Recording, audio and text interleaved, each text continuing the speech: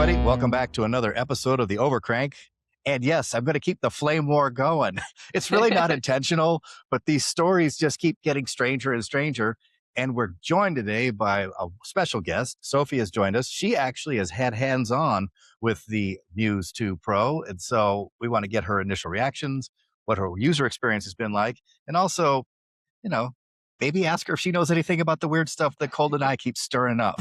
So without further ado, thanks for joining us today, Sofi. Absolutely. I'm excited to chat with you guys. And I'll be sure to link your channel below so people can see the test footage that you shot. Thank you. Um, Yeah, there's a with, lot of test footage on there. it's beautiful. And Colden, thanks as always for joining me. I know you're a busy man today. Always happy to hang out, stir some flame wars, I guess. So before we get into all of our conspiratorial questions and thoughts, please, Sofi, share with us the experience. How'd you end up with the camera? What have you found as you've been actually using it? Because we're just talking in speculation world over here. The people watching get to hear somebody actually use the camera. So tell us about it. Absolutely. So I've actually discovered Xtra about half a year ago. I originally bought a camera we're all familiar with, the Osmo Pocket 3. I loved it, then I hated it. I sold it. Then I bought it again. I loved it again. I hated it again. I sold it again. And then once I ended up for a couple of months without a small pocket camera, I started missing it again. So I went on Amazon, and I remember this vividly. I searched for DJI Osmo Nano. I was like, it just came out. I wanted to try it out. And I see an Amazon ad for Xtra Muse that looks very similar to the Pocket 3, but a lot cheaper. I'm like, Xtra, what is this company? I've never heard of it. But then it was like, I don't know, 350 or $400, while Osmo Pocket was like, I don't know, 600 or 700 at that time. So I decided to try it out again, and give kind of this pocket style camera a try. And my webcam right now is the Xtra Muse. I have actually been using the original Xtra Muse a lot. This is probably my favorite camera to date, not considering the Muse 2 Pro because it's so much cooler. But yeah, I've been using it as a webcam. I've filmed a bunch of YouTube videos on it. I've even filmed client work on it and a lot of daily B-roll kind of filming stuff. And as a webcam, I use it every chance I get. So with that, I kind of started trusting Xtra as a brand, and I became really curious to see what other offerings they have. And at that time, their social media wasn't actually very active. I don't think they had a lot of presence on social media. But I was really curious, and I'm like, well, in the content creator space that I am, I'm like, how do I work with this company? Because they seem cool. So I kind of started stalking them a little bit on wherever they are. But they didn't have a lot online. But then I actually went to NAB in Vegas earlier this year, and I saw the little Xtra booth. And it was pretty cool seeing all the products they have. They have a lot of similar cameras to DJI, and I'm like, is this DJI or what? This is Right. very interesting. The But just a design different color. slightly different, yes. But the menu is similar and everything. And I even asked the extra rep at NAB, like, are you guys related or something? And he told me, if I remember correctly, that is a sister technology, but a different company. Like, whatever goes. It looks really cool. I will keep using it. It's similar products with literally the same quality of footage. You're not missing out on anything, but it's cheaper. I'll take it any day. So from then on, I kind of just kept using my Xtra Muse. And by that time, Xtra's social media presence increased a little bit. So I started like tagging them on every post. I posted with them, like tagging them as a collaborator. I emailed them a bunch of times, I think, saying like, hey, if y'all want to promote something and work together, let's work together. And so one of these days, the person who's managing the social media account, or one of them, actually answered me. And from then on, a conversation kind of started, and I was sharing my ideas and asking them questions. They were asking me questions. And I feel like we built this little relationship. And then when the Xtra Muse 2 Pro was coming out, they were announcing this 100 creators contest that if you share what you would use it for, they might send you one. So I ended up being one of the creators that they sent the early test units to review. And that's how I got my hands on it earlier this month. Interesting. All Mhm. right. Couple of questions. Okay. My mat's starting to look like a murder board from CSI over Oh here. my God. I want to go back to what you said initially. You had this love-hate with the P3, but you love the Muse, but it's essentially the same camera. I don't understand. I think I just grew into it. I Okay. finally stumbled on a perfect purpose for it, which mainly for me is YouTube, like an easy content camera that's actually really good. Also, this camera got me into color grading, which I was so scared of before, but something about it being so tiny and so easy to work with really got me into it. And that kind of, as I grew into this space, I started using the camera more and it became a very permanent part of my workflow. What did you hate about the Pocket 3? Like, were you color grading at that point, or were you just kind of shooting with it? So I was just shooting with it. I tried color grading a couple of times, couldn't figure it out for me, just, didn't work. Yep. And my first Careful. He's disappointing. gonna give you a whole sales pitch on DaVinci. Go ahead. Well, I actually, since then, I've started using DaVinci and I figured out color grading a little bit. I've got into it. So we're good now. Thank I'm you, on this Sofi. path. Todd, now you're the only one out. Sorry, buddy. What are you using? I still use Premiere. I can't Ah. get myself to move over. Did you I hear know. that Okay. judgmental from Sofi? I know, Yeah, I I'll did. give you the I same thing, Todd. Just hear this. I switched to DaVinci from CapCut desktop. Oh, okay. Okay. If you switch from CapCut, do you actually use the cut page in DaVinci? Sorry, Todd, this is a tangent. No, go ahead. Go ahead. Yeah, why not? Yeah. Well, because anybody that comes from like Final Cut or Premiere looks at the cut page and they're like, this is the dumbest thing. Why would DaVinci ever have added it? But it got editors comfortable who are used to like CapCut. And so a lot of people that come from that. So it has a couple of pages and one of them is totally ridiculous and I never use it. Maybe that's cut. Let me look at it right now and see. It's like one's got a slipping timeline and one has just a normal timeline. The cut page is the weird slippy one. Yeah, I'm opening it right now and I'm going to tell you exactly which one it is because one of them is ridiculous. Yeah. It gets a lot of hate. It does get a lot of hate. So cut is useless. Edit is nice. Okay, I was so happy to have found one person that was like, I really like the cut page, but no, you're in not the cut page. I do not understand it. Who made it? I swear they hired somebody from Final Cut 10 and they were like, this is the greatest thing. And so it's just to like help Final Cut 10 people. But what did you hate? So what did you hate about the Pocket 3 that had you returning it or selling it? Okay, yes. First of all, I started using it right when it came out, and I was actually coming from Pocket 2. I had Pocket 2 for a couple of weeks before the Pocket 3 came out, which is, well, it wasn't, very popular at that time. But I was using it as a mirrorless camera. I would shoot a lot of reels of me like flying drones, and the footage looked very iPhone-like to me, without the color grading, without the depth of field. Also, the autofocus in vertical portrait mode kind of sucked at that time. So I didn't see a point of, using this when I could get a lot better quality footage with my mirrorless camera, which, I know it's bigger, but it was kind of in between this bigger camera and an iPhone, but the footage looked very iPhone-like. So I didn't understand the need of keeping it and not just using my iPhone at that time. I tried making it work. I just couldn't. It was too iPhone-y. And then when I got it again, I think kind of the same thing happened. I trusted myself again, but it didn't go anywhere. Yeah. It was just, I didn't get enough use out of it. I didn't understand where to apply it because I wasn't recording YouTube videos at that time. And for Reels, it would look either too much like an iPhone, or if I wanted high quality footage, I would just use a bigger camera. So it just didn't have a good place in my workflow. That is definitely something that I have found, that using the log footage on any of these cameras makes a dramatic difference on the output. The normal is just too sharp, it's too poppy, it's too contrasty, and it's just not even the normal 10-bit.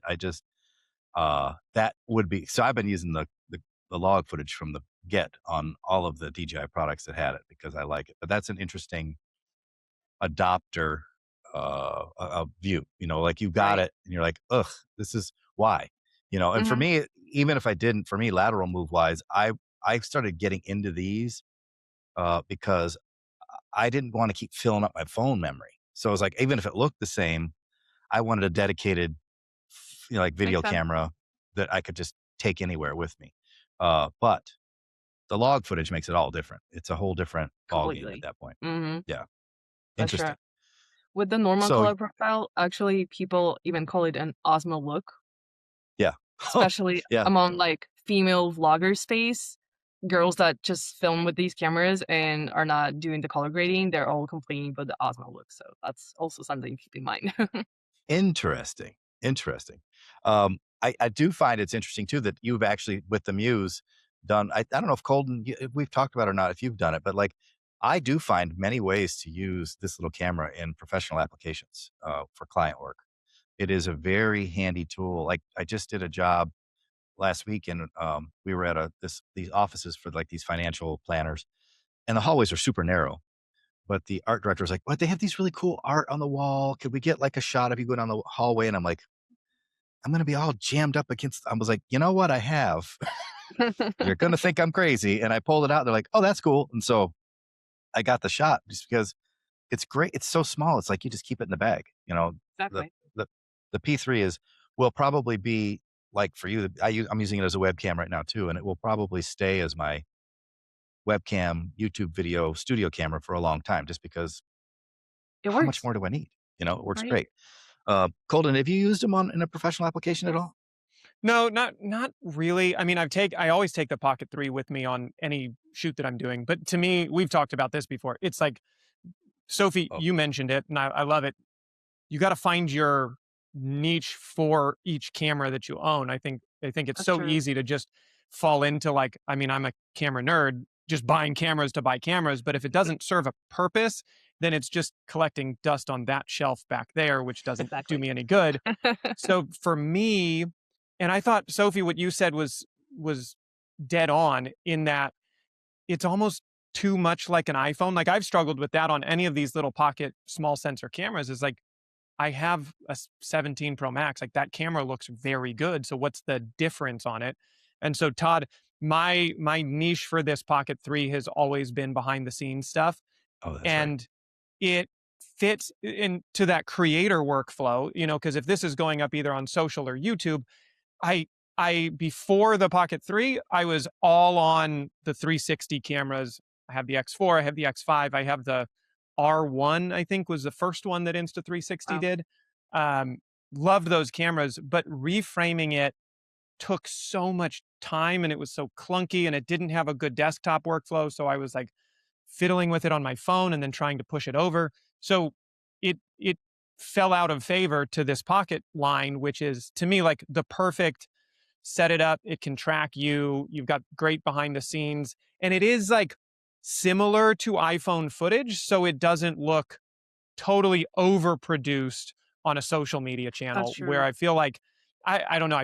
I see both sides where, people say don't post overly produced stuff on social platforms because they'll downrank it. So this was a nice happy medium for me. Nice. And then I find this is just sort of back to the tinfoil hat murder board situation. It's interesting that you're like, yeah, they had very little social media presence until NAB. Well, yeah, I feel like around that time. And that's where all of this got wonky. Everything got weird post NAB. Mm-hmm. And so I especially, and again, I've said this numerous times as a disclaimer. I love DJI. I'm very sad of the situation that we are currently in. True, I agree. That being said, we are in a situation where we're not going to be able to get DJI products for a long time, at least not normally, and probably have no customer support. Yeah. So, but it was interesting that like these weird shadowy releases were happening at Con, and then they were happening NAB, like was it? I think it was the Insta that was in the frosted box. Yes, You could just see exactly. I'm like, what is going on? But then a couple this of people weird started silhouette posting YouTube videos with the Luna right as NAB was going on. Yes. Yep. I'm like, what is going? That's too early. I think some creators at NAB were handed a test unit to take out. Yeah. At the center because they were taking them all in Vegas. That's what it looked like. Yeah. I gave at the time, I will say, and Todd, Sofi just proved something else that we need to put on our calendars. Because I was All right. talking to somebody else on Instagram that said they connected with Xtra at NAB. So Todd, we need to not skip NAB next year. We need to be I there gotta with go. Sofi and everybody else. You're gonna go. Yeah, 100%. Yeah, I'll plan for it. I was there every year for like the last 5 years. Previous to this, I worked at NASA, and they flew us out because we had all of the NASA video producers would meet at NAB to, of course, take in the show, but then we would also have a meeting to talk about what we've been doing at our agency, what's been working in our workflows, like that whole jam. So it was awesome to be able to just go on the company dime. That being said, I learned a lot, and I know how we can get we can get the free tickets to the thing. Just got to figure out how to get that government rate on the hotel room. Right. Exactly. Yeah. Anyway, I cut you off. Go ahead. No, I was just going to say, I gave Insta360 some credit back then because we knew that the camera wasn't ready yet. They knew the camera wasn't ready yet. Like, it was not ready to be in people's hands. But at the same time, this was when GoPro was doing their kind of shadow release where you couldn't see anything from the GoPro footage. It was literally just like a month and a half of people taking pictures holding the GoPro, and like their NDA was airtight.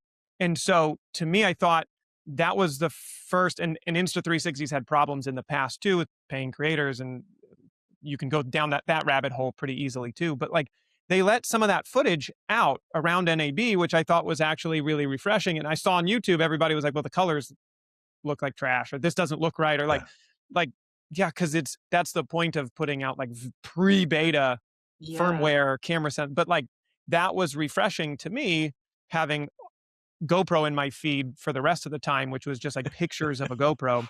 So I liked that. And I was hoping to see more of DJI starting to tease, and Xtra starting to tease a little bit more of this. Sounds like we're getting there now, but they're a little behind, I think, at this point. Feels like it. Yeah. Yeah. Well, and not only that, but all those really carefully curated, incredible images and video from GoPro that I don't think anybody will ever be able to replicate unless they know exactly what lenses they were using and how they were pulling that off, because that was outrageous. True. Because we're seeing the footage now, and it's like, it looks like a DJI. It's fine. It's nice. Yeah, it's an action camera. It's good footage. But I would say to that's the beauty of the marketing teams. I went and pulled back the Hero 1 and the Hero 2 because I did a whole GoPro video. It's a long story, different topic. But go back and look at those teaser videos. Like, it's crazy how even back in the Hero 1, 2, 3, like, you can get great images from a very small sensor. You just have to know exactly what your parameters are and what you're working in. Because they're making the absolute best out of cameras when they're promoting them. Yeah. Yeah. Well, and that, to your point, I do find it interesting. I haven't seen the film, but it was 28 years later or something. And like, that was all shot on iPhone, so it's a cinematic film that went, theatrical release. These sensors are getting to this space where you're like, we've talked about this, Colden. It's an incremental step now from a big sensor, because especially that low-fic sensor, if it can do what it's saying it's doing, that's wild. And the application of that in a larger version in like a Red could be insanity. There would be like, what, I don't know, 24 stops of dynamic range or whatever. But it's, the potential trickle up from the small camera is fascinating to me. So now we're going to get into the weeds here. So you've been shooting with it, and I've seen a bunch of weird stuff online. And before we went live, we talked about one, you kind of confirmed it. I can't remember if you've had that experience with your camera or not. The thing that's really wild to me is apparently in the Pocket 4 Pro, like, not only the two sensors, it's two different capabilities in this camera. One can shoot full log, one's not full log. One shoots slow-mo. The other sensor doesn't even do the slow-mo in log, like weird stuff. So is that true in your case? Is it two different log profiles on the Muse? Well, that's actually interesting to unpack. Also, first of all, I'm not super technical. I am a camera nerd, but I'm like on a surface level camera nerd. So from what I remember with the camera, also I've been receiving firmware updates as I was working with it. So I expected a lot of things to not work completely properly from the get-go. I expect a lot of things are going to be fixed in the final model. So when I'm saying something wasn't working in my model, it might or might not get fixed. I don't know about that.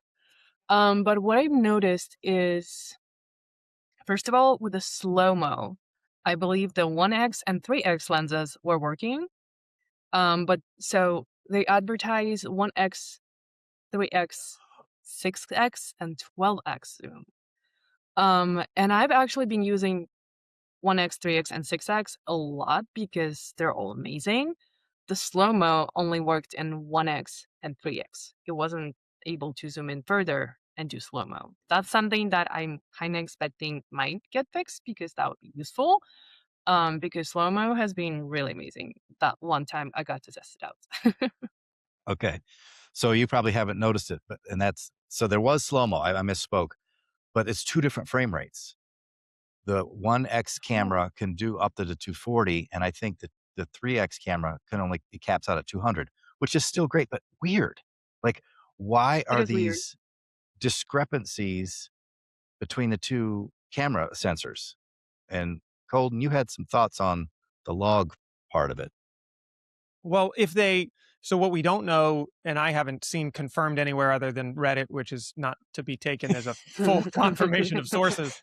But so there's like 3 tiers of this. If DJI is actually using a lo-fi chip, which is all the high end data, all of the extra luminance value data that would normally be clipped, if that's going into a separate chip and then that's kind of how they're getting 17 stops, then the next question is that being trickled into the Muse? So we getting that same lo-fi chip? And then if we are, it does make sense if you're tuning, a log profile to this particular chip that is supposed to get 17 stops of dynamic range versus this other chip that is not necessarily rated at that same, it's not operating the same way. And I've not used or worked with any of these newer lo-fi sensor chips, so I don't know, but I could understand why you'd need kind of 2 different processors because you're basically, it's like a more sensor level HDR process, right? You're taking information from 2 different sensors and you're combining that together.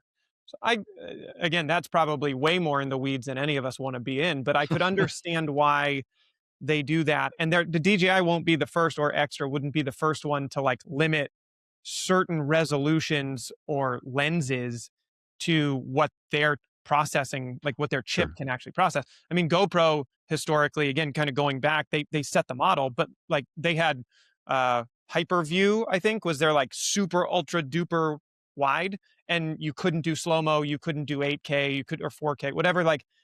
They limited those models because you can only process so much information on a little tiny chip. Because don't forget, you got to fit a battery and a lens and a processor and a sensor in it, and then that sensor has to go to some image chip. And all of these cameras are also using the neural or AI chips that process the image to get the dynamic range perfect. So you got a little mini computer there, and it can only do so much. That would be my thought in terms of why you've got limitations. My question would be too, all the wonkiness, can you update some of that in firmware? Can firmware make this a more fluid camera?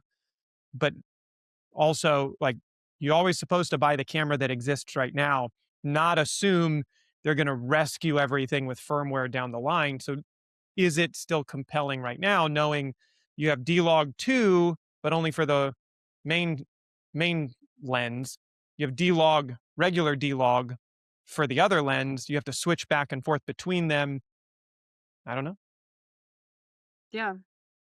So have you run into that? Like when because you said now you've been shooting more log footage. Mm-hmm. Is there because on the 4, a message comes up on the screen like, oh, you can't, it's disabled for this sensor. Have you seen that? Okay, so also that's something that I honestly attributed to an early firmware, but I have noticed that Xlog 2 feels like it was limited to the main lens. Okay. And when I was trying to shoot in 3x in Xlog 2, I don't remember if a message popped up or something. I don't think so. I think it just didn't work. Not an option. Yeah. So I was shooting in a middle option of the log menu, which I believe is Xlog, like an updated Xlog, something like that. That was able to shoot in main lens and the telephoto lens. However, one interesting thing I noticed is that footage from two lenses looks quite a bit different. Not like as if you change the lens on the camera, like zoom in on an actual mirrorless camera, you're getting pretty much the same footage, just zoomed in. But color-wise, it was pretty different between the two cameras. That is something that is pretty noticeable. Interesting. So it's similar to like if you were switching between your wide lens, your normal lens, and your telephoto lens on like an iPhone. You see that shift a little bit happen. A little bit, yeah. Interesting. That's that to me. That becomes problematic if you're using this in a more professional capacity.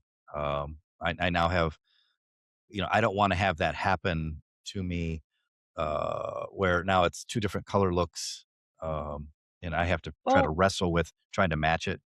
I kind of noticed that it's mostly about contrast. Not that I'm, Okay.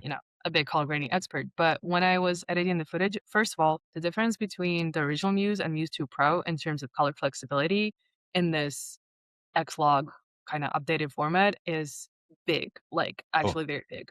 Even if we're not going into the Xlog 2 or whatever it is called.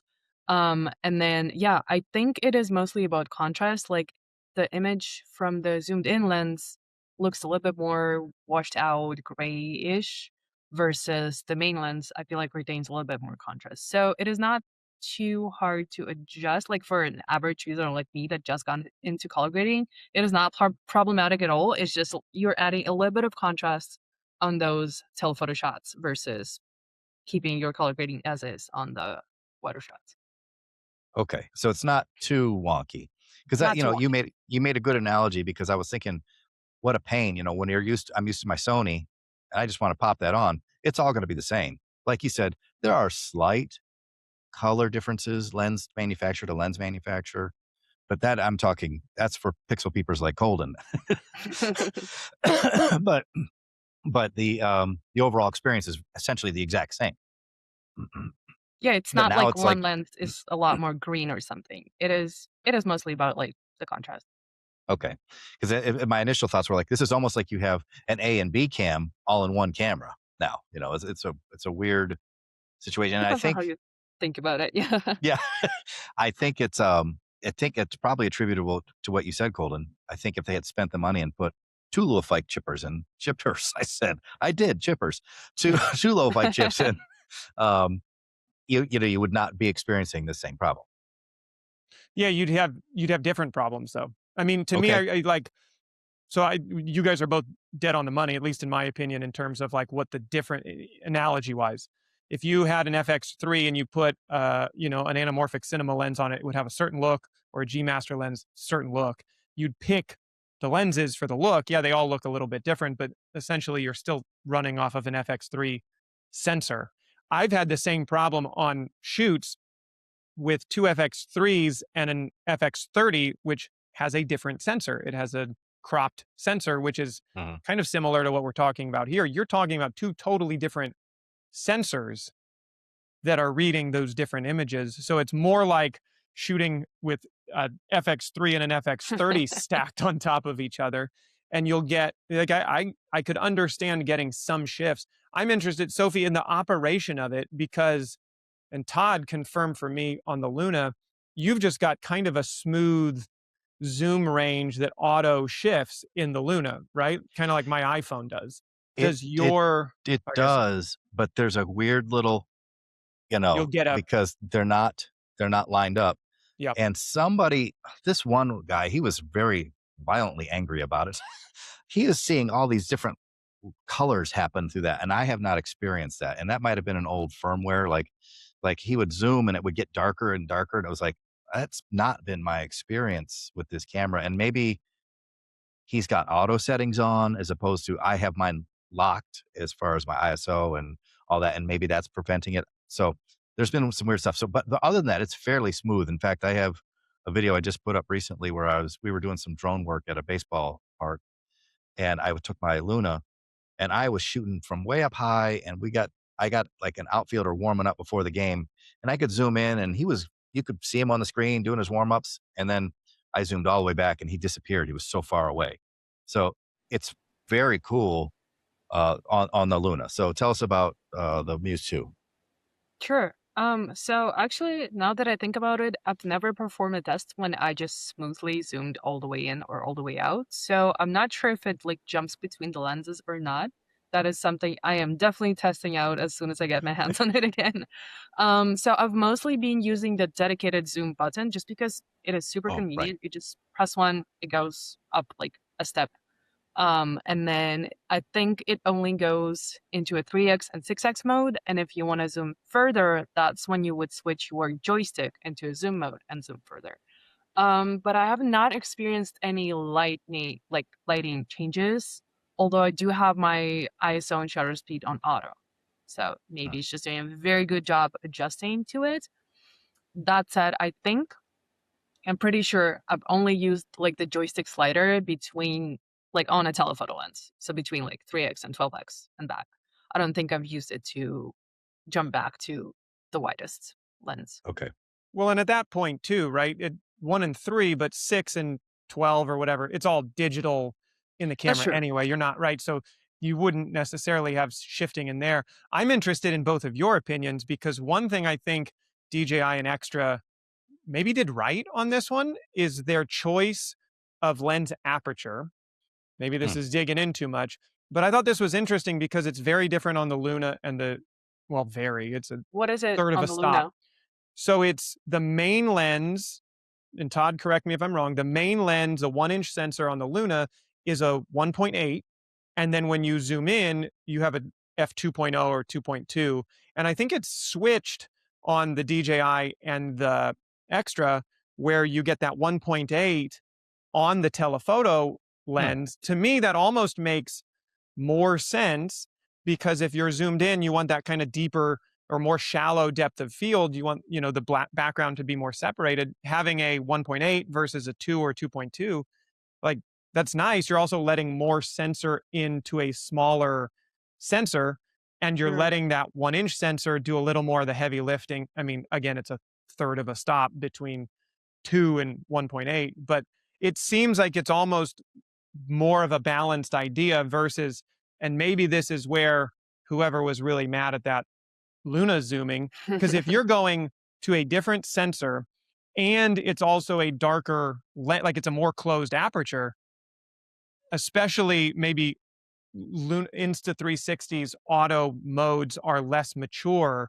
than DJI. They've had a long time to really like think about how many drones have been or cameras have been in these drones.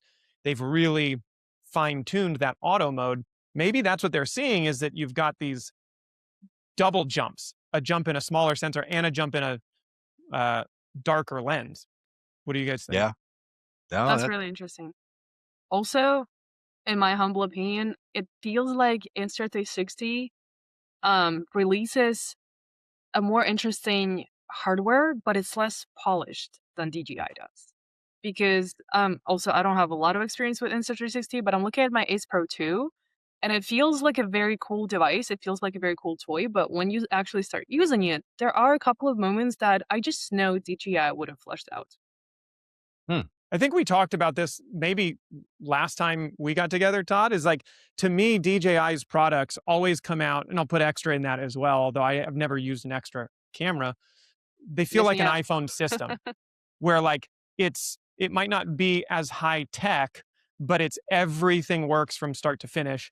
And the Insta360 might be Huawei or Samsung or like an Android phone where they're really on paper, man, everything looks like it's beating DJI, but then you have this operating system that kind of has to be built for all their cameras, so it feels a little clunkier. Their autos don't work as well.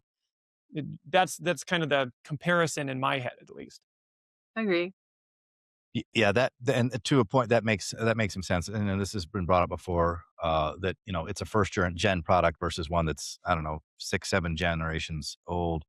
When you take into account all of the experience that DJI has had with their action cams, and you make it a better point with the drones in particular. The drone tech is outrageously good. And I think a lot of that has translated directly to these pocket gimbals. Like it's a very similar unit. It was what I wasn't, to be honest, when these first came out, I was like, ugh, I was like, I don't fly a drone as like my buddy Brent. Brent's got the Mavic Pro, and that is an insanely good camera. And I was thinking about I think it's the Air 2S, and I was like, how good can that? I was like, how good can that be? Now that I'm carrying it around, like I wasn't Not really that it doesn't interested. fly anymore. Yeah, right. But once I got my hands on the Pocket 3, I'm like, oh, this is a legit, I want to say partner to a mirrorless camera. Colden might push back a little bit. I'm like, this is 80% of the game to me of a mirrorless camera. And that's incredible when it's like a $400 unit when I got it. I didn't buy the full creator package. And I was like, this is an outrageously good camera for $400. That's true. So they are leagues ahead as far as research, but who knows? Maybe Insta's got a person who works at DJI and has just been slipping the info to them through the back door. So they got a little jump on that stuff. That's another video. It has been a wild move though to do the detachable screen and a mic. I gotta be honest, that's a very impressive factor. How has it been working out for you, Todd? I have been blown away because that was another thing when you're going to think I'm a shill. And I've told Colden this, like when I first got it, I thought it was like, oh, that's cool. It's like a little gimmick. You saw it in the promo videos and you thought, that's cute. Probably won't use it. Once I got it, I was like, I will use this feature probably every time I pop this thing out on a location, especially for solo creator work. Because the ability to set it up, walk away, frame myself, track myself, use it as a microphone is absolutely game changing. And I told Colden, it was funny. The first day I used it, so everybody who's watched my channel has already heard this story, but you haven't heard it, Sophie. So like I was waiting for one of these two cameras to hit because I was like, I fell so in love with the Pocket 3 system. I was like, I want one of these double lenses for my work. Particularly, I do work with the ballet. And I was like, I would love to gimbal but not have to be right up in their noses with this little camera. And I'm like, if I could use a 60 millimeter, it'd be ideal. And so I was talking to Colden. He's like, oh, by the way, it's on Amazon today. You could get it by tomorrow. I'm like, are you crazy? What are you talking about? He sends me a link and I'm like, I think I'm buying it. we had the whole conversation. I was like, we're not going to tell my wife I just bought this. I need the, what was it? The wife receipt. Yeah, exactly. The spouse receipt. Just cut that down by like $300. Yeah. And it was like, I want it so bad. And I got it. And so I was literally the next day unpacking it at the radio station I work at because we were doing like an in-studio performance. And I'm like, all right, let me try this thing. And I had it on one of these little Ulanzi stick tripods, and I sat down with the audience and I was using it like a PTZ cam. And I was like, this is crazy. Like I could control it. I could pick which musician I wanted to focus on. I can track them from here. That detachable screen, and we were talking about before we came on, I think is going to blow away even the little remote that they're making for the DJI now, because that I feel like was a complete afterthought. Once they saw this screen, they're like, we need something to compete with that. Because you do have that functionality if you connect the camera to your phone, but it's not the same. It's never the same. Yeah, that was always been my experience. I just like using the phone interfaces hard, especially the little joysticks. You're just like, it's not going where I want. And not that the joystick's not great on that. It's herky jerky, but at least I have a tactile experience that helps me find it. Where the software experience is terrible. I don't love it because they have that available on the Neo 2, the little drone. I just use a regular. That's the worst. I've only had the first Neo. Yeah. My husband keeps reminding me of the story. I flew it once, I think. I tried the face tracking feature. It flew into like a thorny bush. Jessica was taking it out of it. Yeah.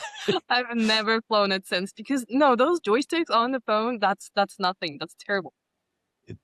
It's terrible. I will tell you, if you spend, I think $100, the RC1 remote, one of the RC2 remote works with it wonderfully. So you can fly Okay. it like a proper drone, and it's not a lot of This one? money.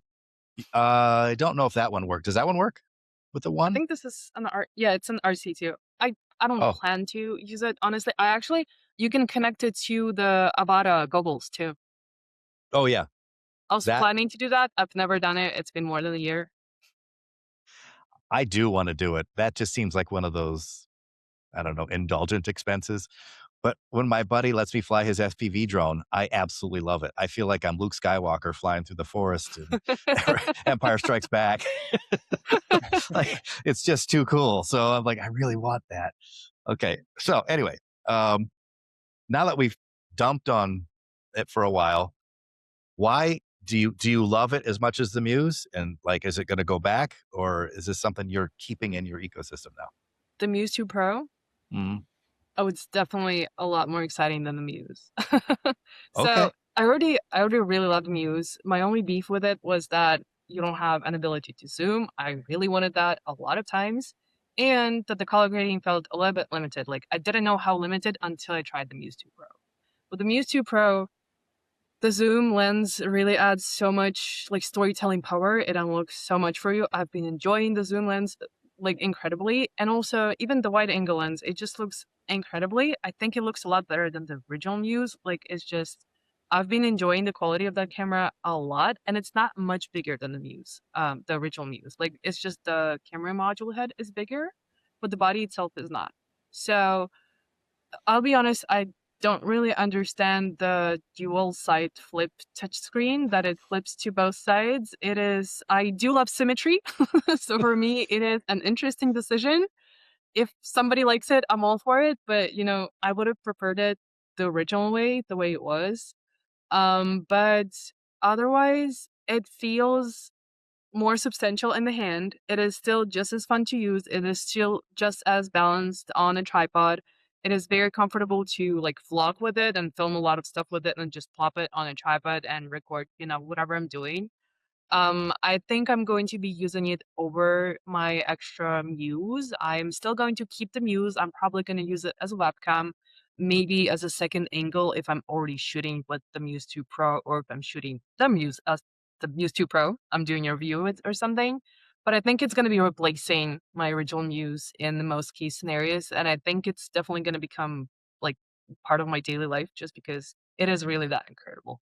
Also, I gotta mention the 60 mil lens, the detail it provides whenever you're shooting portraits or like nature or stuff like that, the depth of field that it gives you, it is incredible. Like it actually looks amazing. So yeah, as like if you're not thinking about the whole ecosystem, you're thinking about like just the device itself, it is pretty incredible. And even with like the earlier firmware that it is on now, like with some things maybe not working as properly, it's already been such a joy to use. I'm literally obsessed. I'm not obviously being paid to say any of this, but no, it's really great camera. Any viewers of this channel know we are not sponsored by Muse. They won't probably even talk to me. So I appreciate you sharing that. How's the macro function on that? That was I one have thing I not liked. tried it yet. Oh, okay. Yeah, I That just, that I haven't that had was a one of lot the of time with things. it, so just haven't tried a couple of things. Okay, that was one of the things I like macro that I found really enjoyable with the Luna Ultra. When on the secondary lens, it will shoot up to 15 centimeters. Oh So wow, if you're at 60 mil at 15 centimeters, you can get some really interesting photography, um, or video too. I mean, I was like, this is a cool function. Again, another reason to have that tool, in your camera bag, because I can get some macro shots while I'm here and add that to the storytelling, as you said. that's true. Have you tried photos with the Luna? I just have tried a couple. That's not usually my go-to. I don't love the way any of these little cameras take a picture, because it's like mushy push and then wait. And I'm like, I don't know when did it take it instantly and then it's just processing. I don't know what's happening. And so I don't have a lot of faith in it. That being said, do you follow Tamra Gabriel on YouTube? Yes. Mm-hmm. She took gorgeous photos with it. Now, she travels around the coolest parts of England. I'm so jealous that I'm going to go vlog in this beautiful Her scenic. locations are gorgeous. Yeah. Yeah. I have I don't know, what do we want to call strip mall and a factory park I can go to with mine. But the pictures that she took are just okay, that's doable, especially because it's raw. You're Yeah. shooting 37 megapixel, which is bigger than my Sony camera. My Sony is 24 megapixel. Now, Wow. clearly a better sensor and everything, but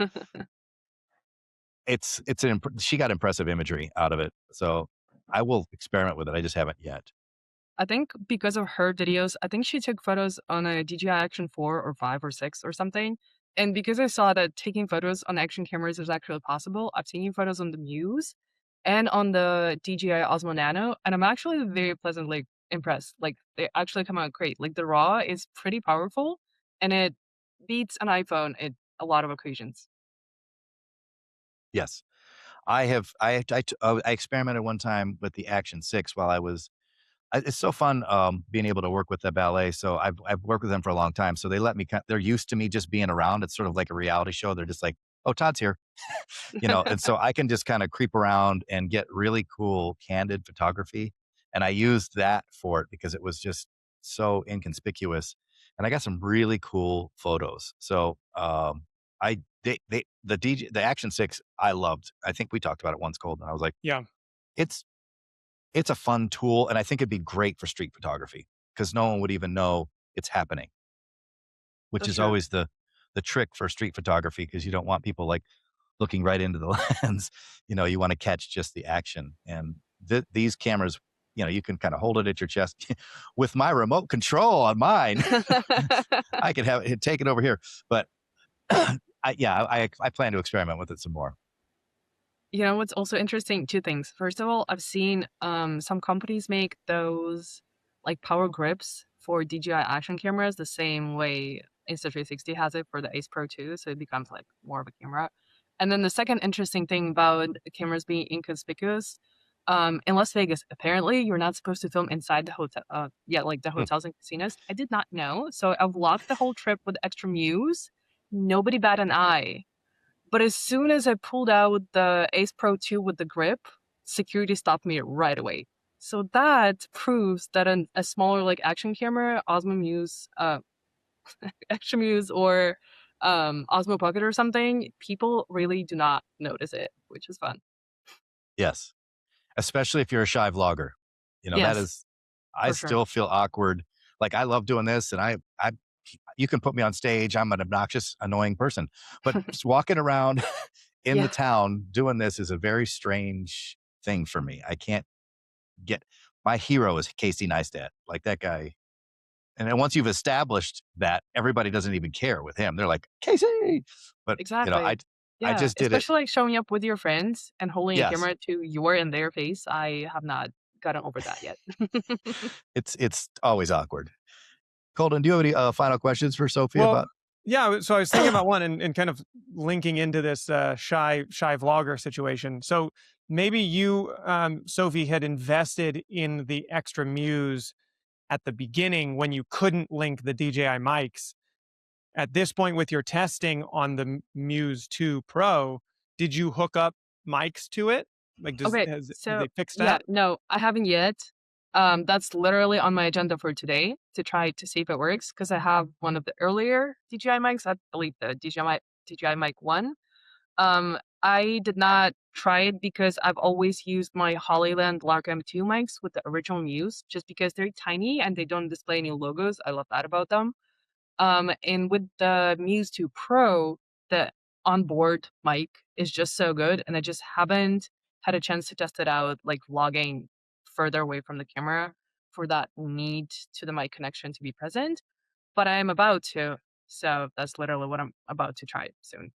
When you did the Hollyland, did you do it through Bluetooth or did you do it with the little Hollyland receiver Yeah, the plugged in? plugin, because with Receiver. the original Muse, the USB-C port is on the back, so it's super easy to just plug that thing in.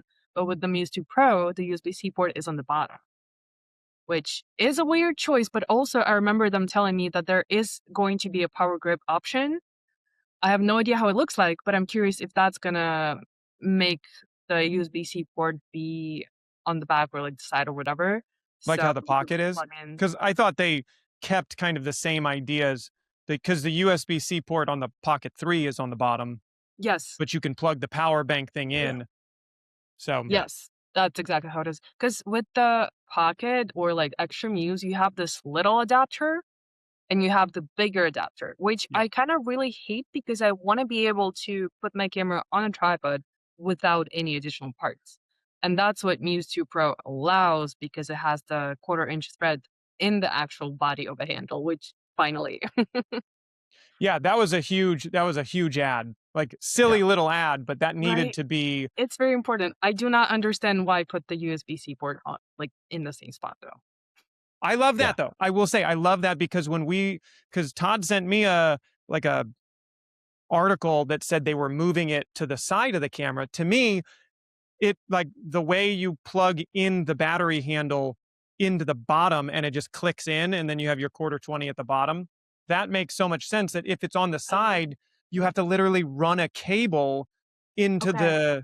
So I like no cables. Like then DJI's done a good job at that. Is like, let me just plug it into the bottom. So I don't know how they would be able to do that if it was like think about how GoPro did their like media mod thing is like even to get any connections, you have to open up the entire side housing, take that door off, slide this thing in to get onto the side USB handle. So I think that the bottom makes the most sense. It was just silly that they never had a 1/4 down there as well. That's my vote. Mm-hmm. The one thing I will say that I've kind of adopted the fact that the 1/4 is on the little extra handle. It's nice because when you're doing something on a tripod or something like that, I just unclick it. Take it off. I leave it, and I don't have to worry about it. It's just it's ready to go and boom. So it's a nice feature. It is cumbersome to have to do it, like you said, but it does end up where you're like, oh, I kind of like it now. I've gotten into the way it works. But also, what if the power handle is gonna replace that? So if you just want to mount it somewhere and be able to take it off and put it on super quickly, you just use the power handle and just leave it there. True. But then if you, so for me, the biggest factor is not being able to forget anything at home. So if I just have the device with me, do I have everything I need? Well, I'm gonna do a short on this. Now that you say that, it makes me laugh. Every person who has reviewed this, both of the cameras, are like, I love that it has internal memory, and I do too. Let's be clear, that's awesome as a benefit. But they all say, I can't tell you how many times I've forgotten an SD card at home. I'm like, really? Yes. I have never ever forgotten an SD card at home. Why does everybody say like, oh, I'm always forgetting my SD cards? Are you a camera person? Because that is the one. This just feels like part of the script. I have forgotten my SD cards at home, and that about that is fully personal experience. I needed to drive half an hour home to get an SD card for a client shoot once. Once. Okay, I'll give you one. I bet it doesn't happen again because you had that experience. If I'm shooting for a client, it never happens again. But if I'm shooting for myself, that has happened a couple of times, and I'm very appreciative of a built-in storage. You've ruined my whole theory. Well, it's okay. I'm glad I've dispelled my myth. I'm still going to talk about it on a short. That one might be a part of the script, but for me, it's fully genuine. All right, fair enough. I've just never had that experience. Like, because I always have like a wallet of SD cards. It's in my thing, so it's like I would never leave without a single SD card. There would always be backups because I also worry about failure. They are not impervious. They can go through the wash. I've had that happen a few times. That you can do things with them, but they also can go bad. So I always have backups. Makes sense. Any other questions, Colden? Well, I think we already covered it, but in terms of your resolution, it's 4K, right? Like you're capped out, top sensor, you're 4K up to 240. Yeah, I have no idea if that's something they're planning to work on, but for now, I think I believe it's 4K max. So go ahead, Todd, sorry. Oh, I was going to go ahead and ask your question. I have just something for the end about the Mic 1. Well, what I'm interested in is because resolution doesn't always say the whole story. I would be totally interested to see 8K brought down to a 4K timeline from the Luna and then this DJI or Xtra, side by side on a 4K timeline, because I had, like, I was talking to Todd before this. I was like, I like told myself in my head that they both had 8K, because why would the GoPro have 8K and the Luna have 8K and then the extra DJI not have 8K? Like, it's kind of, everybody's been developing this since we had 5.6K. So it was odd to me today, while we were going through everything and talking about some of the, discrepancies, that they don't have any 8K in it. So I'm just interested to see side by side. Usually if you can shoot a little higher and bring it down, like, why do you need 8K? We were talking about this on I have the Nikon ZR. Why do you need 6K? I don't. But 6K, shooting on 6K and then bringing it down to a 4K timeline looks significantly sharper than a lot of my 4K cameras. So there's some value to it, unless, Insta360 just hasn't tuned that sensor maybe as much as Xtra has, and then the 4K could look better. I want to see a side by side of that, though. That'd be Interesting. fun. I'm curious to see too. And I haven't had a lot of experience with 8K personally. I only have the 5.2, I think, on a Lumix camera. So, and for me, whenever I saw those comparisons like online, I wasn't convinced that I need 8K. So I never like really paid attention to it, because the most it goes, the highest platform the footage always goes to is like YouTube, and most people watch it in 4K max. So I wasn't concerned much about that, but now I'm curious to see the comparison. Well, and the GoPro bros will tell you too, like, it doesn't matter what your highest resolution is, in terms of if you're capped at a data rate. So in other words, like, if you can only transfer 180 megabits a second to your card, and you're doing, 4K on the Xtra, and Todd, you're doing 8K, you're literally taking up, like, you're trying to do double the resolution on the same data rate. So the 4K ends up looking better sometimes. That was a big sell. One of the big sells on the Mission was it's like 260, 280 megabits a second, which is a huge data rate. So that's another thing that's just like, it's not all one spec that would make a good image, but I would be interested to see the two lined up side by side. If you can see a difference really on a 4K timeline, which is what we're all going out to anyway, if you're there, if your YouTube pipeline even does for, sometimes, like, a lot of our live show goes out 1080. So I don't need 4K half the time. I definitely don't need 8K, but it'd be interested to see it next to each other. Mm-hmm. I agree. That's a good point.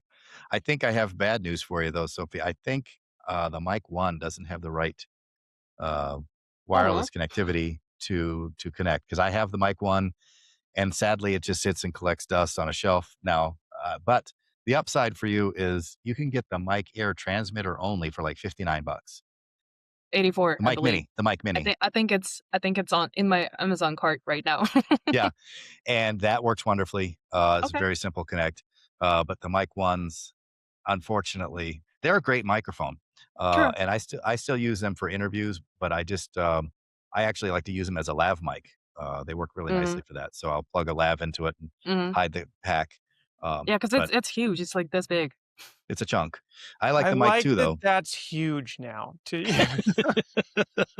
I know. Like, most of my career was, if you're doing a lav, you have like a Sennheiser AT pack that's like this big, and the receiver's this big, and you always have to carry your double A's. Like, you have a Ziploc of double A's to go with it. Yes. And now it's this big, and you're like, that's a break. That's where I draw the line.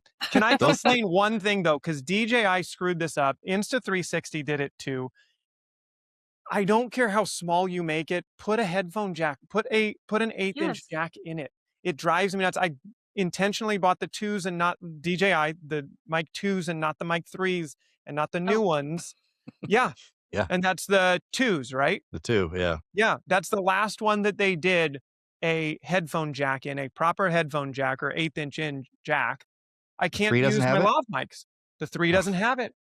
The 3 doesn't have it. They went small little clip-on, but Sophie, like you said, it's super branded, and I don't want a big DJI branding on anything that I'm doing. It's a smaller mic, but if I have a little lav mic, a little Sennheiser lav mic that I can tape in, that's how you should be miking people. It's my tangent rant. I apologize, but I think Hollyland really spoiled me, like with their Lark M2s. Yeah. Or M2S. Like those things, you do not see them. They're amazing.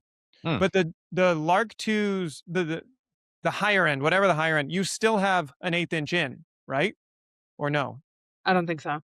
See, they're all going that way, and it drives me nuts. I know you're just trying to like use it and not forget stuff at home, but I like a lav mic that you can actually place without the big like transmitter pack.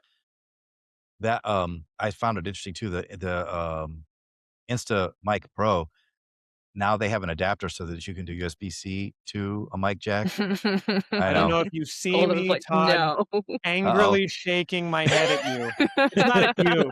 That drove me. Do you remember? Like, okay, let's here we dig go. into this. I just lit him up, Sophie. Sorry. There was a moment. Let's see, Sophie, Mac or PC? You said iPhone, so you're Mac. Mac, yes. Mac. Todd, Mac. All Mac. I've seen the Mac. Okay. There was a brief moment in Apple's history where they were like, we're just giving you 2 USB-C ports and everything is going to be a dongle. That was the most irritating, awful. Remember the MacBook Pros, the $4,000 MacBook Pros had like 4. I have it. It's sitting back there and I never use it. 4. And so you had to get a dongle for your Ethernet and a dongle for this and a dongle for your USB-A. We have evolved past talk about forgetting something at home, a little USB-C dongle so that Todd can be happy about his Instas. No, put a little 1/8 inch jack in. I'm sorry. I'm going to be done now. Nope, it's okay. I love it. I always enjoy these conversations. No, yeah, it's got to be functional. Yeah, that's true. And to your point too about those AA's, they were good for like a couple of interviews. Those would chew through batteries. They were brutal on set. I have a Sennheiser pack too, just a single mic one, and man, it was like $600 when I got that thing. Yeah, it was the microphone, expensive. and the transmitter and the receiver pack, and holy moly, it's expensive and battery hogs. Can I give you the pro though? Because Jake and I debated this on our pod as well, and this is where I understand the 2 roads shifting. Yeah, and I can't remember who actually, there was a YouTuber that like brought this up that was one of the first that kind of put it in my head. The beautiful thing about those Sennheiser packs though, which I really dislike about all these new like radio frequencies, the little ultra highs, the 2.4s, the Hollylands, the DJIs, okay? The Sennheisers, the old UHF ones, you get 2 AA's. The AA's burn out. You throw the AA's away. Your $600 pack works, and you're going to keep that thing in your audio kit. I mean, I was a sound engineer before I did film, so you keep that Sennheiser pack for your life. I mean, these guys have had the same. They work. They never stop. They don't go out. A lot of things don't they don't break. You just replace the AA's, and you go on. Yeah. These new mics have lithium batteries built into them. You have a degradation period of like 5 years, which, okay, we can, they're $100, $200, $300, so you can replace them. But talk about e-waste, that you're just every couple of years when this thing goes out and the battery stops, it's useless at that point. You just throw it away. And like that, that part of my head goes nuts because it's a whole lot easier to justify to me throwing out 2 AA's every couple of shoots than throwing out an entire mic pack that's now useless because the little lithium batteries that they built into them are gone. Very good point. Is it convenient or is it, better long term? Those are the 2 roads, I guess. But that's kind of about how we, as a consumer society are right now. That's a whole nother video. Yes, exactly. I do find it interesting what Apple's been doing lately, buying back old tech. And that's primarily for the rare earth minerals that are locked up in these devices. It's getting harder and harder to get them. So they're able to harvest those again. So hopefully that same thing will translate over to other companies like DJI and those were like, hey, we'll buy that back because we would like to have the materials inside of that for the next one. Sure. Maybe, hopefully, less waste. We'll see. That'll be amazing. Yeah. thank you both so much for joining me today. I really appreciate the conversation. Sophie, thanks for hopping on. Love to have you on anytime you want to talk more about your new camera. And when you get the next one, we really appreciate you taking the time. And for all of you watching, please be sure to like, share, and subscribe, and follow Colden, follow Sophie, links below, and we'll see you on the next one.